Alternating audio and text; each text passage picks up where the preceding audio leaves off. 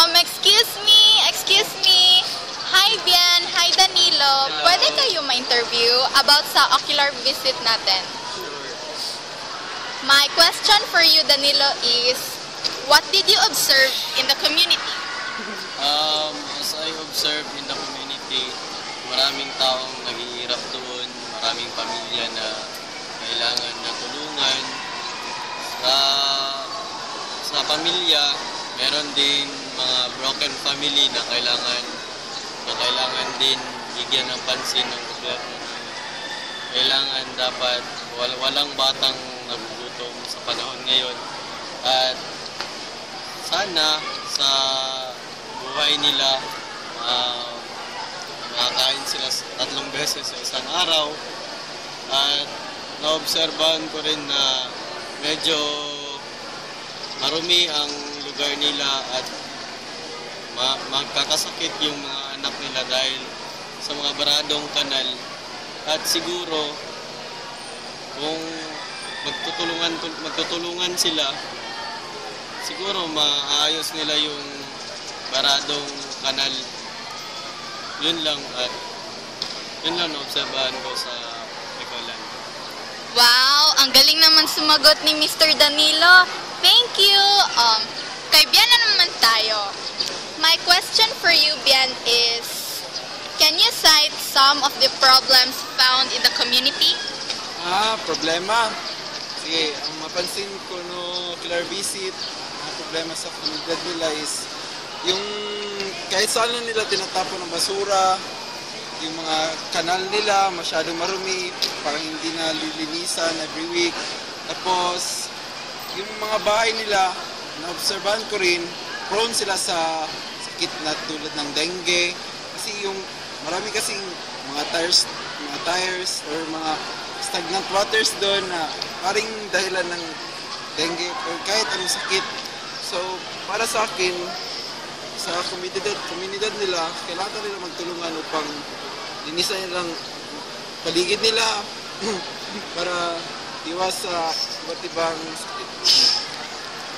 Napaka-thoughtful naman ni Mr. Bian. Thank you, guys. Sa susunod ulit. Bye-bye. Bye-bye. Bye-bye. Girls, pwede po ba kayong ma-interview Why not? about sa community and public health natin? Ikaw, Miss Bianca, may tanong ako sa'yo. Okay. What did you feel when you interviewed one of the member of the family? Did you had a hard time? Actually, sa first interview ko, honestly, nagkalisod jud ko. Because I think that she's a little bit irritated of me, but later on, I thought that I should be polite towards her so that she would feel comfortable with me, like we're having conversation.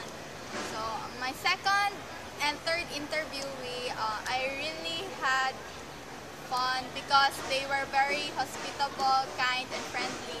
They were so open towards me, like they nag-share sila about sa kanilang life. And it's like, parang close na talaga kami kay hindi sila kanang murag maulaw sa kuha. Sabi pa nga nung isa is, hindi daw siya naniniwala sa forever, pero yung isa naniniwala daw.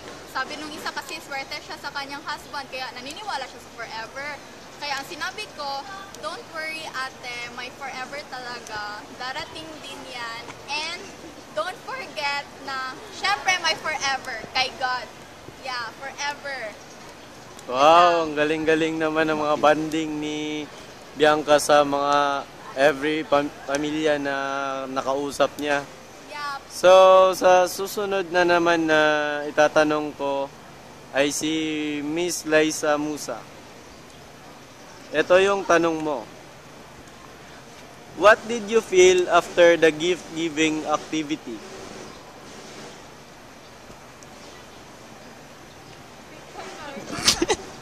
Oh, Miss Liza, ito yung tanong mo.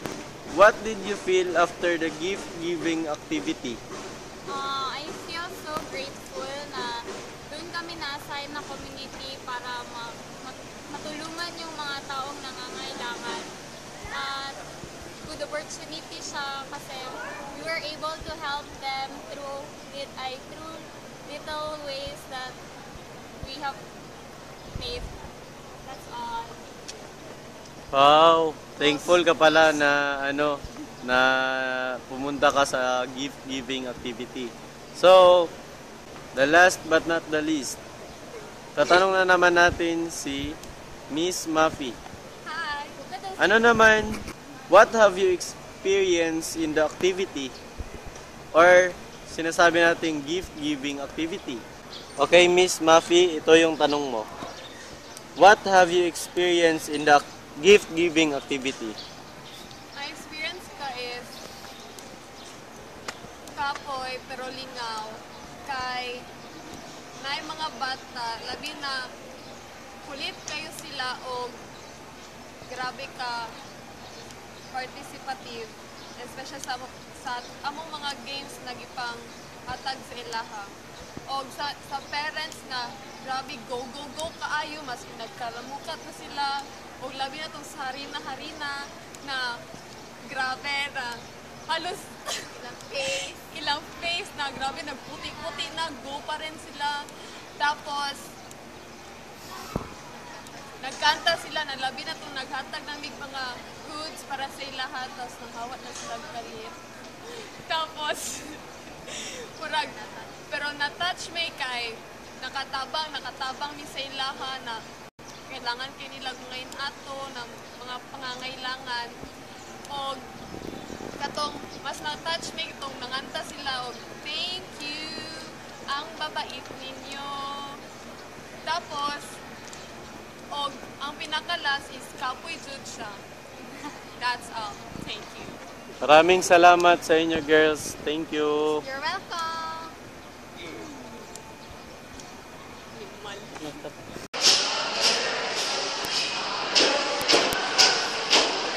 Hi, Jasmine! Pwede ka namin ma-interview? My question for you is, are you satisfied of the outcome of the gift-giving activity? For me, okay lang man siya kasi yung flow na program, tsaka yung distributions, yung games, lahat okay lang naman, organized man. Though may na-encounter tayo ng problems like yung sa registration, pero as a whole, napasmile natin sila, tsaka napasmile nila tayo. Ang ganda-ganda talaga ni Miss Pajarillo. Thank you! Hi, Mr. Huina and Maro. Pwede kayo interviewin? Ang question ko is about sa ocular visit. What are the problems that you have observed in the community and please cite some possible solutions for it. So the problems that we identified in our community was the waste were not properly disposed. The areas they have stagnant water which can cause the area was also narrow and the houses are compromised. It may cause fire. So something. The houses are also infested with pests like cockroaches and rats. So not very healthy. So for our solution, For the solution is, I suggest that we clean up those canals that have stagnant water so that it may prevent them from flooding in their community so that or we can give some alternative canals. that's also better, but we should also not try those clean up since it might cause diseases like malaria, dengue, and more. And for the pests, you can call the pest control. For disposal, we can educate them to properly segregate their waste and prevent all contamination. Wow! Very intelligent naman sila. Thank you po. Hi, Ann.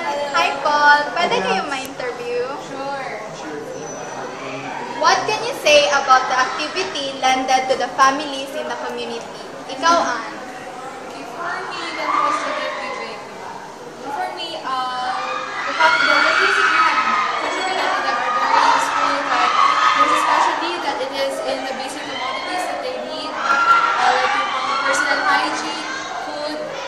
alike. So I think it is really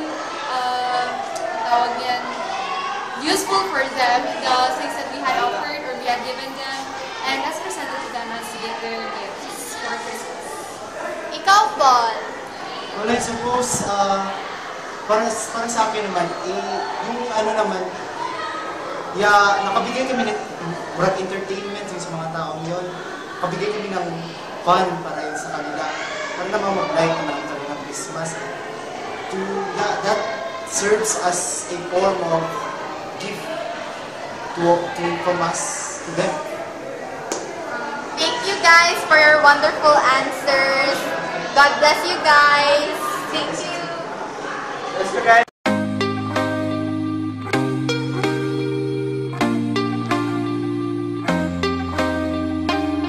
Can't be sleeping, keep on waking without the woman next to me.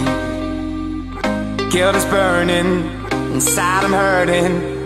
This ain't a feeling I can keep. So blame it on the night.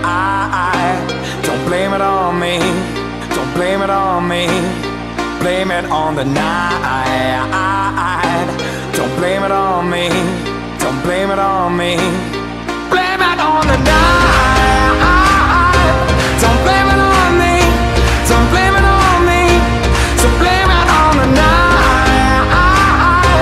Don't blame it on me. Don't blame it on me. Don't blame it on me.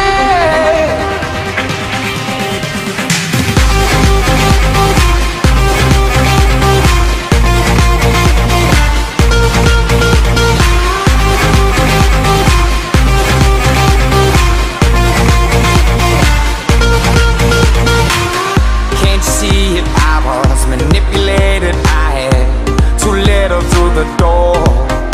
Oh, I had no choice in this. I was the friend she missed. She needed me to talk. So blame it on the night. Don't blame it on me. Don't blame it on me. Blame it on the night.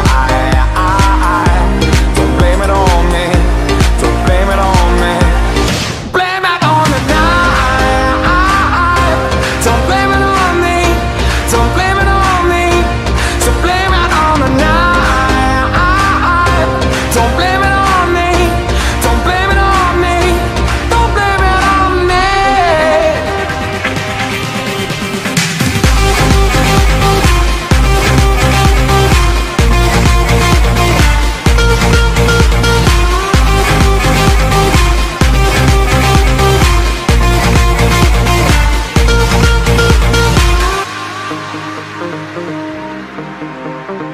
Oh, I'm so sorry, babe. Yeah. Oh, I got to things. I'm sorry. Oh, I promise. Don't blame